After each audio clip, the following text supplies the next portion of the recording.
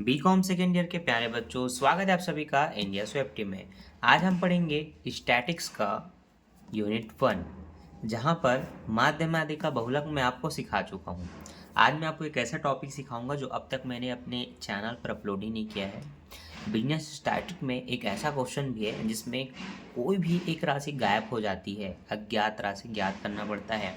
जैसे कि इसमें वर्ग अंतराल पूरा दिया हुआ है 0 से 10, 10 से 20 करके 50 तक, लेकिन नीचे में फ्रीक्वेंसी गायब है। ये दो प्रकार के प्रश्न होते हैं, कभी फ्रीक्वेंसी गायब हो जाती है, कभी वर्ग अंतराल गायब हो जाता है। इनको ज्ञात कैसे करेंगे आज हम सीखेंगे इस वीडियो में, यही टॉपिक। तो आपको भी अज्ञात राशि ज्ञात करना है, आपको पता करने की एक बनता कैसे है, तो फिर वीडियो में एंड तक बने रहिए। मैं हूँ आपका एसडीएम सर, जो आपको पढ़ा रहे हैं बीकॉम सेकेंड ईयर में स्टैटिक्स। सबसे पहला ऐसे प्रश्न में आपको ये पहचानना है, जब भी नीचे की संख्या गायब हो या ऊपर की, तो ऐसे प्रश्नों में अगर ये माध्य का क्वेश्चन है तो माध्य आपको दिया रहेगा। आप देख सकते हैं 30 दिया हुआ है। क्या दिया हुआ है? माध्य आपको 30 दिया हुआ है। माध्य को आप एक्स आई से दर्शाते हैं, सॉरी एक्स पे बार से दर्शाते हैं, तो आपको लिख लेना है आपका माध्य कितना है। ठीक है, तो चलिए बनाते हैं। सबसे पहले एक पेन, कॉपी और स्केल वगैरह उठा लीजिए और इस तरह से 4 कॉलम बना लीजिए जैसे कि मैंने बनाया है। जब आपके ये 4 कॉलम बन जाए तो पहले कॉलम में जो 0 से 10 लिखा था, जिसको हम क्लास कहते हैं हिंदी में आकार, तो 0 से 10, 10 से 20, 20 से 30, 30 से 40, 40 से 50 आप ये लिख लेंगे। इसमें जो फ्रीक्वेंसी दी गई थी उनको तीसरे नंबर के कॉलम में उतार लीजिए। पहला कॉलम होता है क्लास का, फिर इनका जो मध्य मान निकालते हैं मीन वैल्यू, ये उसका होता है, फिर फ्रीक्वेंसी का, फिर एपेक्स का होता है। ठीक है, माध्य आपको दिया हुआ हो तो आप टॉप में लिख सकते हैं, दिया हुआ है माध्य, समांतर माध्य करके। मैंने साइन से दर्शा दिया कि एक्स पे बार का मतलब समांतर माध्य होता है, वो दिया है 30। ये हुआ आपका क्लास, ये हुआ आपकी फ्रीक्वेंसी। अब मैंने बोला इनका मीन वैल्यू ज्ञात करो। मीन वैल्यू होता है मध्यमान, मतलब इन दोनों को जोड़ो और 2 से डिवाइड करो। तो ये 0 और 10, 10 होंगे, 10 का आधा कितना हो जाएगा? 5। 10 और 20 30 होते हैं। ठीक है, 30 का आधा 15। ठीक है, इन दोनों को जोड़िए और 2 से भाग दीजिए। जोड़ना मतलब प्लस करना। ठीक है, इन दोनों को प्लस कीजिए, ये होगा आपका 50, 50 का आधा 25। ये होगा आपका 70, 70, 70 का आधा 35, 35। ये होगा आपका 90, 90 का आधा 45, 45। ठीक है, इस तरह से मीन वैल्यू आपको ज्ञात करना है। इसके बाद ये जो कॉलम है वो एफ और एक्स का मल्टीप्लाई होता है, तो इन दोनों का मल्टीप्लाई, तो 5 5 ज़ा 25, 5 5 25, 15 छक्के 90, 25 दहम 250। अब ये नहीं पता आपको कि ये क्या है, ये ज्ञात करना है, लेकिन अभी आपको कुछ मानना पड़ेगा। तो मान लेते हैं कि ये ए है, तो आपको 35 ए लिखना पड़ेगा, है ना, मल्टीप्लाई होगा तो। इन दोनों को गुणा करेंगे तो पहाड़ा पढ़ना पड़ेगा। 13 पंचे 65 की 5, हासिल है 6, 13 चौक 52, 52 और 6 58, 585।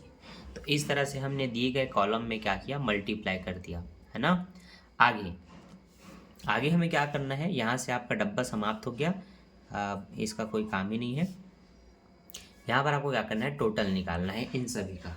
तो आप नीचे में लिख लेंगे कि किसका टोटल क्या रहा।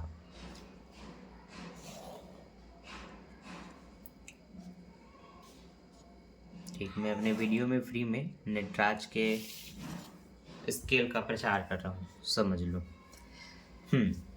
तो हमें f का टोटल करना होता है और हमें fx का टोटल करना होता है। हम पहले इनका टोटल करके देखेंगे कितना हो रहा है। और हाँ, ये बुक का एग्जाम्पल नंबर 17 है, इसलिए मैंने उदाहरण नंबर 17 लिखा हुआ है। तो आप इसका आधा भाग खुद बुक में देख सकते हैं, पीछे आपको दिया हुआ है।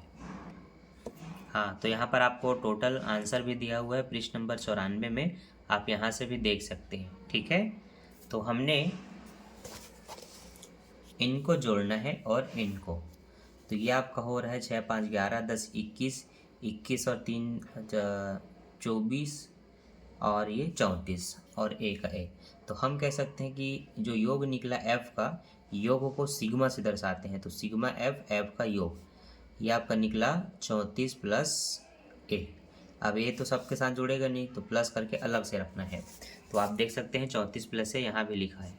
इसने वाई, अच्छा इसने एफ क्या माना है, इसने एफ माना है, तो इसने एफ लिख दिया है। ठीक है, अब इस वाले को टोटल करेंगे तो इसमें 950 आ रहा है, तो देख लीजिए 585 मेरे ठीक है, 585 है, 85 का 5 मिला 90, 90 को 10 मिला यहाँ से 600, 600 और ये होगा आपका 800, 800 और एक 940, 950 समथिंग कुछ होगा, सही बात है 950 ही आ रहा है। तो यहाँ पर आप लिखेंगे 950 सिग्मा एफ एक्स प्लस ये अलग से रहेगा 35A करके। इस तरह से आपने टोटल निकाल लिया कि इसका कितना और इसका कितना है। अब आपको समांतर माध्य का सूत्र लिखना है, ठीक है। तो समांतर माध्य का क्या सूत्र होता है, ध्यान से देखिए। समांतर माध्य का सूत्र होता है सिग्मा एफ एक्स बटे सिग्मा एफ। सिग्मा समांतर माध्य का मान आपको 30 पता है बच्चों, तो यहाँ पर आप 30 लिख लेंगे। और सिग्मा एफ एक्स का मान आपको पता है 950 प्लस 35A। नीचे सिग्मा एफ का मान आपको पता है 34 प्लस A।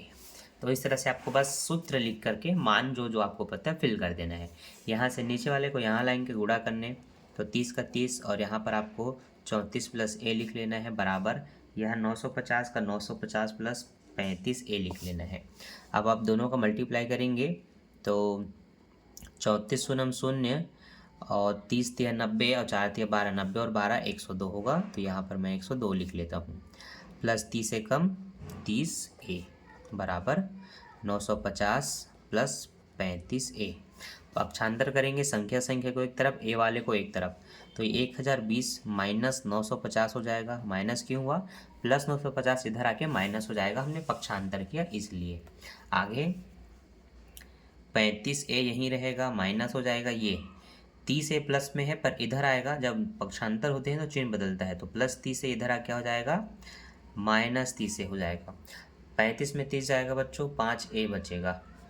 इन दोनों को घटाएंगे तो ये आपका 70 बचेगा, क्योंकि इसमें 50 देने से ये भी 1000 हो जाएगा, 20 देने से 1020 हो जाएगा, तो इन दोनों का डिफरेंस है 70 का। अब 70 के बट्टे में आप इस 5 को ला के लिख लेंगे, यहाँ सिर्फ A रहेगा, 5 एकम 5, 5 एकम 5, 2 बचा 5 चौक 20, A का मान निकला 14। A का मान कितना निकला, 14 निकला। क्लियर है, समझ में आ गया। तो आप बता सकते हैं कि वह अज्ञात राशि जो नहीं दी गई थी, जिसको हमने A माना था, उसका मान क्या होगा, 14 होगा। तो आप लिख सकते हैं अतः अज्ञात आवृत्ति A बराबर 14 है। ठीक है, इस तरह से आपको क्वेश्चन बनाना है जिस तरह से मैंने आपको समझाया।